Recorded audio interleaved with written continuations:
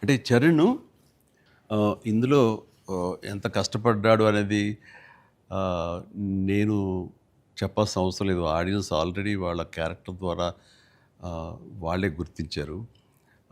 వాడు ప్రతిరోజు అలసిపోయి ఇంటికొచ్చి నీరసించి అలా కూర్చున్న ప్రతిసారి నాకు మా నాన్నగారు నాతోటి ఏమన్నారో, నన్నేమనేవారో అది గుర్తుకొచ్చేదనమాట. అంటే 'దొంగ' అనే సినిమాలో 8 అంతస్తుల ఒక హోటల్ పైన పారాపెట్ వాల్ మీద నేను రోల్ చేస్తూ వెళ్ళినప్పుడు కింద స్లిప్ అయితే మాత్రం ఇది ఇప్పట్లా వైర్లు, ఈర్లు ఇలాంటి సేఫ్టీ డివైస్‌లు ఏమి లేవు. మొండితనంతో చేయటం అనమాట. అట్లాగే ట్రైన్ కింద పడుకొని 'గోండా' సినిమాలో వెళ్తుంటే ఒక 3 ఇంచెస్ ఎవేగా బాడీ గాని లూజ్ అయితే కంకరాలు కొట్టుకుపోయేవి.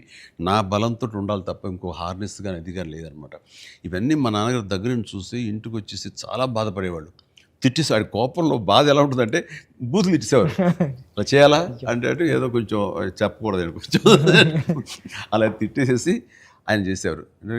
తప్పదనా దానిదేముంది చేయాలి. లేకపోతే ఎలా కనపడదు రిజల్ట్ ఎలాగ మరి ఫ్యాన్స్ ఇచ్చేయాలి కదా! వాళ్ళు ప్రేక్షకులని అని అప్పట్లో మాట్లాడేవాడిని. లేదురా రేపొద్దున నీకు కొడుకు పుట్టి అప్పుడు ఇంకా చరణ్ పుట్టలేదు ఆ టైంకి. నీకు కొడుకు పుట్టి వాడు యాక్టర్ అయ్యి, హీరో అయ్యి వాడు ఇలాగే కష్టపడుతున్నారు అప్పుడు తెలిసొస్తరా మా ఫీలింగ్స్ ఏంటో నీకు అనేవాళ్ళు. నిజంగా నీ పెద్ద సినిమాకి చేసి వాడు అలసిపోయి వచ్చి కూర్చుని ఈ మణికట్టు దెబ్బ తగిలిందని గానీ, కంటి మీద దెబ్బ తగిలి రక్తం ఇదే ఇచ్చింది.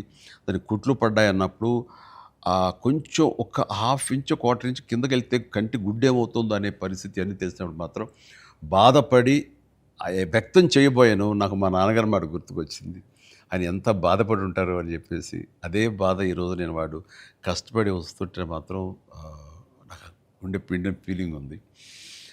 అయితే సినిమా చూసిన తర్వాత కొన్ని కొన్ని ఎపిసోడ్స్ గురించి చెప్పాల్సొస్తే ఇందులో ఇంటర్వెల్ నుంచి మాత్రం సినిమా మనిషిని కట్టిపడేసింది ప్రేక్షకుడిని. తారాస్థాయికి తీసుకెళ్ళిపోయింది. ఎమోషనల్ జర్నీ చేయించి ఒక రోలర్ కోస్టర్ రైడ్ లాగా చేయించి అప్ అండ్ డౌన్ చేయించి పినాకిల్ ఇంకా తారాస్థాయికి తీసుకెళ్ళి అక్కడ వదిలిపెట్టారు సినిమాని.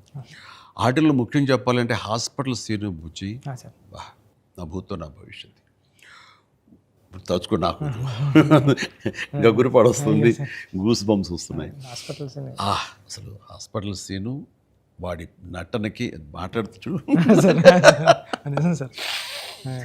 అది నటనకి అది నటన కాదు, వాడు ఫీల్ అయిపోయాడు దానికి. అక్కడి నుంచి నా కంట తడి తడి తడి లాస్ట్ వరకు ఆగలేదు. All the appreciation, all the blessings, God bless him, God bless him. దానికి చక్కటి అంత మంచి క్యారెక్టర్ ఇచ్చినటువంటి నీకు hats off, hats off. Thank you. Thank you sir. ఒకసారి ఎస్పి బాలసుబ్రహ్మణ్యం ఆయన నువ్వు ఒకప్పుడు ఆపద్బాంధవుడు చేసావు, ఇంకోసారి రుద్రవేణి చేసావు, అలాగే చాలా సినిమాల్లో నీ పెర్ఫార్మెన్స్ అనేది తెలుసు. కానీ ఎక్కువ కమర్షియల్ వైపు వెళ్ళిపోతున్నావు చిరంజీవి. నీలో పొటెన్షియాలిటీ ఉంది. ఎప్పుడో బాలసుబ్రహ్మణ్యం మన కె బాలచంద్ర గారు అన్నది కూడా అతను ప్రస్తావిస్తూ నీలో ఒక కమలాసనం, రజనీకాంత్ అందరి కలయిక ఉంది అంటే ఏదో మాట్లాడుతూ రావాలి సినిమాలు అంటే. అలాంటి కంటెంట్ తోటి మనవాళ్ళు వస్తే కనుక ఎందుకు చేయను, చేసే కెపాసిటీ ఉంది, చేయగలను నమ్మకం నాకు ఉంది, రావాలి అంటే. నువ్వు చేయలేనిది చూడండి ఏం లేదు అని అన్నప్పుడు నాకు అవకాశాలు రాని టైంలో హిందీలో ఒక డంగల్, ఒక చెక్ దే వచ్చినప్పుడు వాళ్ళ పెర్ఫార్మెన్స్ అది చూసినప్పుడు ఇలాంటి కదా నాకు కావాలని కోరుకున్నాను. కానీ అలాంటి కంటెంట్ తోటి డైరెక్ట్లో వస్తేనే కదా మనకు ఏదైనా ఛాన్స్ అవకాశం ఉండేది. అలాంటి వచ్చినప్పుడు ఆ సినిమాకి ఇప్పుడు ఈ సినిమా కూడా అలాంటి స్పోర్ట్స్ నేపథ్యంలోనే వచ్చింది. ఆ సినిమాల్లో దంగల్ తీసుకుందాం, అది ఫ్యామిలీ ఎమోషన్ అది. అండ్ దోస్ కుస్తీకి సంబంధించిన, రజనీకి సంబంధించిన ఫ్యామిలీ ఆడబిడ్డలు వాళ్ళ ఇంటర్నల్ డ్రామా గుండెని కట్టిపడేస్తుంది, పిండేస్తుంది. అండ్ నీ సినిమా ఈ పెద్ది వచ్చేసరికి రస్టిక్ స్పోర్ట్స్ డ్రామా అండ్ అవేర్నెస్ని మోటివేట్ చేస్తూ ఒక రకమైన ఎడ్యుకేటివ్ ఫిలిం ఇది.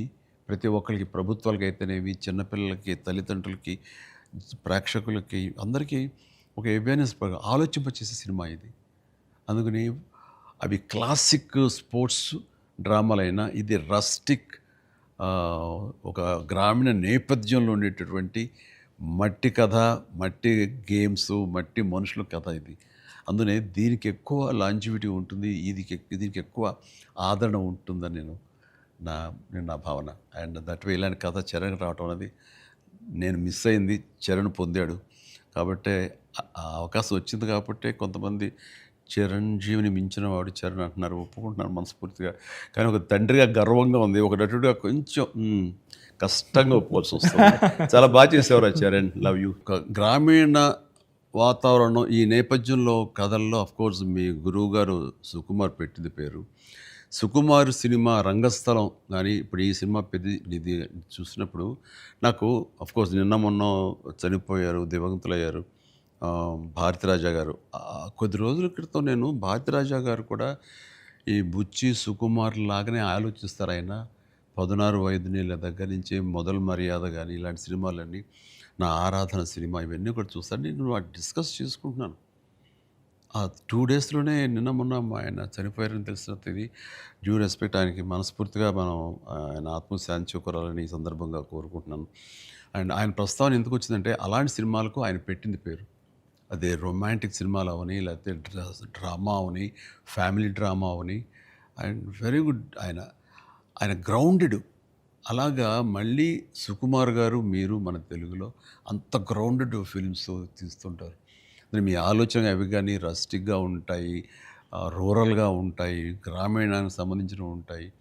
అట్లాగా ఆయన ఆహ్, ఈ ఈ ఈ ఇందులో మనస్ఫూర్తిగా నేను ఇలాంటి ఒక శిష్యుడికి ఇన్స్పైర్ చేసి ఇలాంటి మంచి కథ ఎన్నుకోవడానికి, ఆలోచించుకోవడానికి ఒక కథకుడుగా, ఒక డైరెక్టర్‌గా ఆహ్, నువ్వు అతనితోటి అసోసియేట్ అయ్యి నువ్వు నేర్చుకున్నందుకు, నేను ఇన్స్పైర్ చేసేందుకు, నీలాంటి వ్యక్తిని ఈ పెద్ద ద్వారా మాకు ఇచ్చినందుకు అండ్ మనస్ఫూర్తిగా నీ సందర్భంగా సుకుమార్‌కి నేను నా అభినందనలు తెలియజేయాలి.